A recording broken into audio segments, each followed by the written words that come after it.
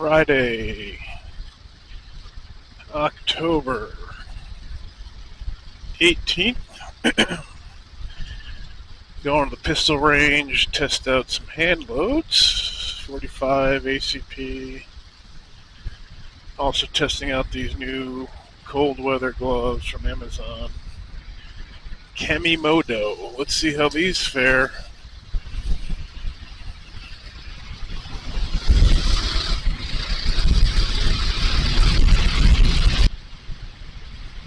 Hopefully these hand loads work out.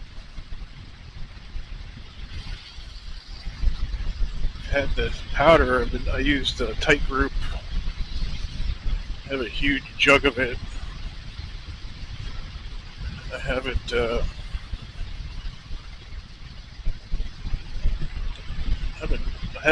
even opened it for like 4 years. It's sitting there. And the bullets I'm using are Hornaday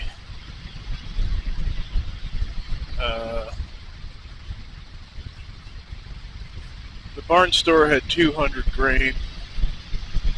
I usually shoot 230, so it's not too bad. 200 XTP, $32 for a box of 100. It's like, that's almost as much as just buying live ammo. I think that the gloves are working out pretty good. They are, of course, bulky. They're the gauntlets, which made the most sense to me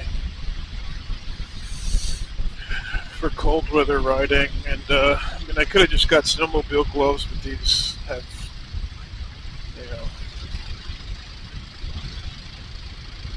actual armor on them. No palm slider though. In fact, I really don't like the palms at all because they got this grippy material. That seems like a bad idea, right? It's like the opposite of what you want. You want to be able to slide on your palm, but this shit's got this grippy shit. I think they figure for their grips, but that's just dumb. It does have some kind of thumb slider, I guess, there. I don't know why you need that. But anyway, they're warm. So yeah, I got tight group powder. I'm using Magnum primers because that's what I could find. So I'm using them on the low end of the charge for powder. I'm doing 5 grains per round. I'm surprised at how little powder it takes for one of these. I hope it works. I'm like, is this thing gonna fucking go anywhere? It's like just one little 0.5 cc scoop dipper. With trim, if you fill it just right, it translates to about 5 grains. That's it. And that fat little cartridge, I'm used to like, with rifle rounds, I'm used to filling it up like right up to the neck. And I did them at about 1.27 inches. The max overall length is supposed to be 1.275. But I measured some of my commercial rounds, and they were like 1.26. I mean, so I did a 1.27, and these are now the one area where you can't complain price wise for bullets is these are pretty high end bullets. I mean, they're the XTP rounds, which are law enforcement / defense rounds. They're sort of like the hollow point V crown kind of thing.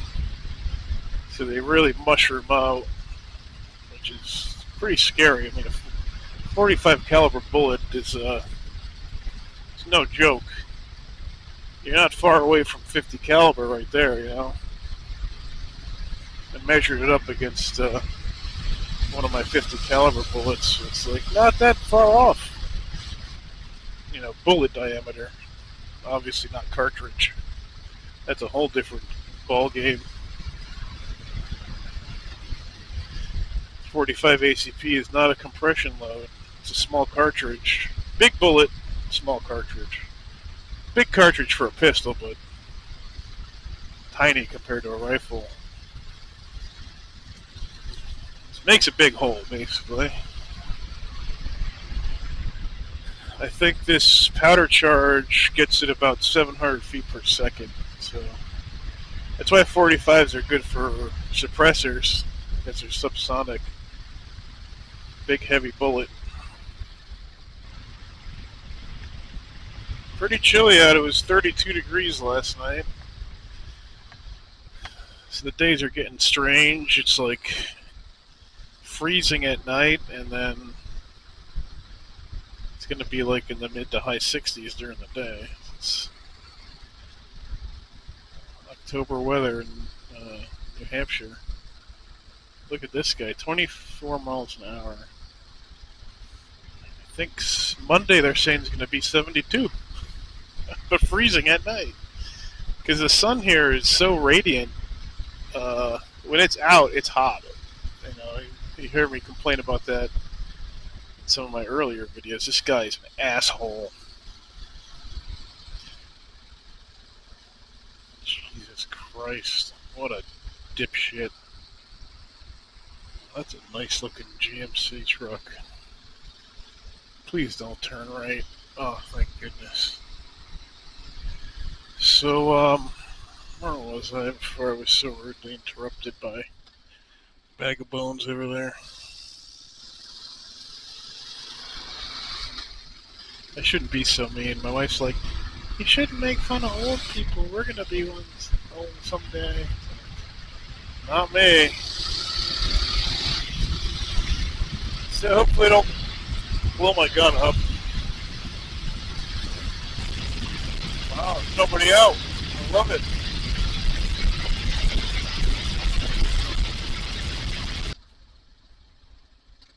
Guess I'm making a complete stop here.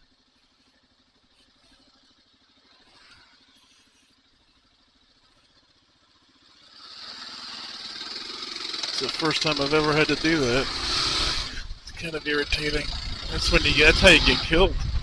Doesn't matter what gear you're wearing. All the old fuckers around here. I'm really not that angry of a person. It's a little road rage.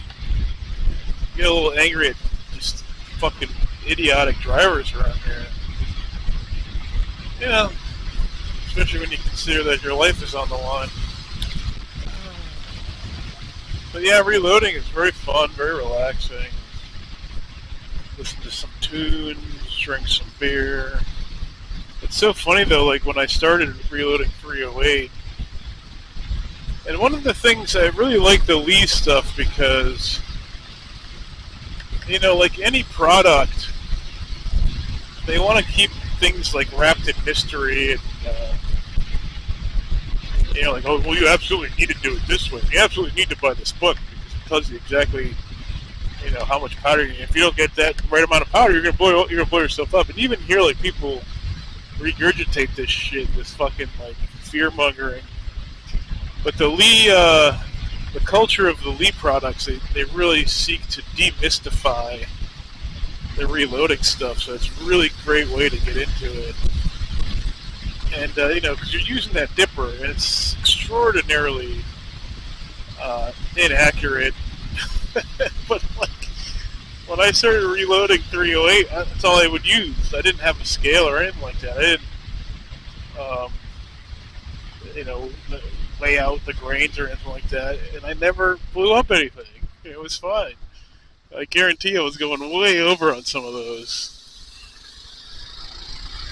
And I know that because I weigh each scoop now, and I just try to kind of like see where in the dipper it's exactly 5 grains, and then I'll weigh it out, and sometimes it'll be like 5.6.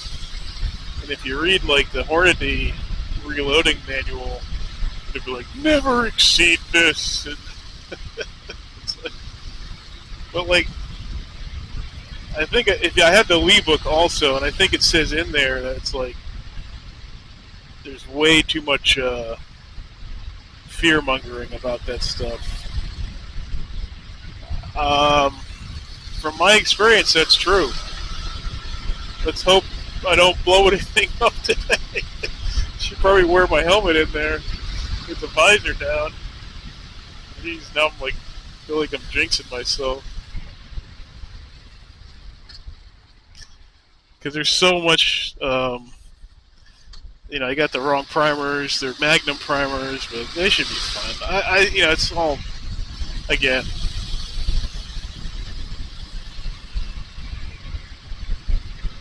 As long as they load and fire and eject without problems, then I'll be fine. I'm not competing. So.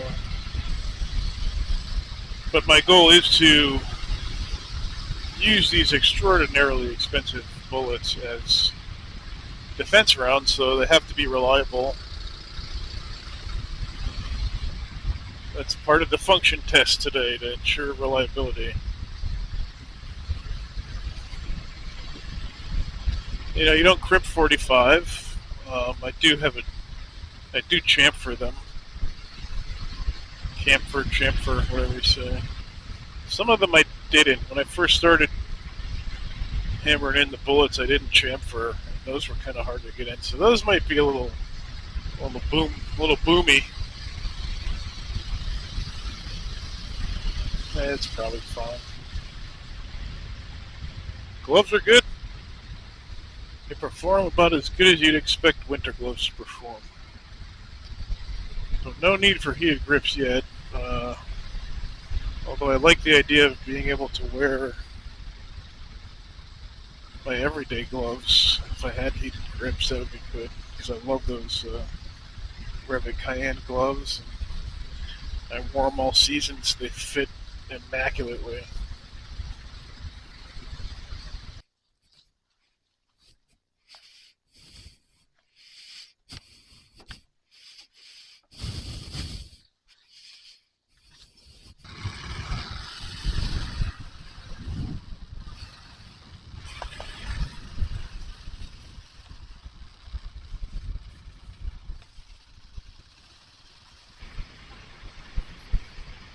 Pretty interesting results. I had a couple failure to feeds, but I noticed that the loading ramp is super dirty, and just the nature of those hollow points, they're kind of a flat point profile. So, and I've been shooting guns long enough to know that flat points can do that. Get hung up on that feeding ramp. So I'll give it a good cleaning. It was only 2 failure to feeds, but they all fired great. You could feel the heat on the Magnum primers, definitely. But nothing. Consistency was fantastic. I got probably the tightest groups I've ever gotten with the 45. I took pictures. I can show the factory ammo. The factory ammo is interesting, and I noticed that it almost looks like it's keyholing. I don't think it is, but I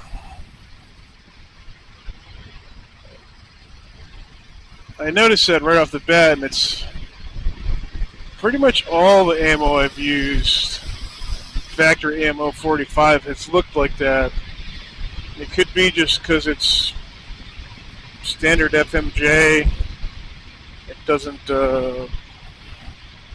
It's not mushrooming at all. But like if you look at the XTP rounds, the hand loads that are using the XTP hollow points, really clean holes. It's a very interesting result. This is why I like reloading and firearms in general. I love learning things like that, like trying to deduce what might be the problem. kind of studying the differences between um, different kinds of ammunition. Now, the factory ammo that I was shooting, I think it's like AAC. I'd never heard of it. It's American made, called like American Ammo Company or something like that. I've never shot it before. And that's rated at over 800 feet per second, where my loads are minimum loads, about 700, I believe 700. I have to look at the exact number, but they're 700 feet per second. I don't know if that would make a difference on the holes. I mean, hollow point's not going to really mushroom on paper, so I'm not entirely sure it's the bullet profile or bullet design that's making that happen.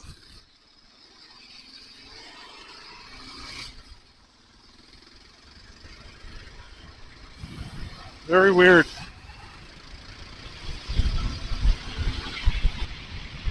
And yet very interesting. They all went boom. Or I should say they all went bang and none of them went boom, so I'm happy.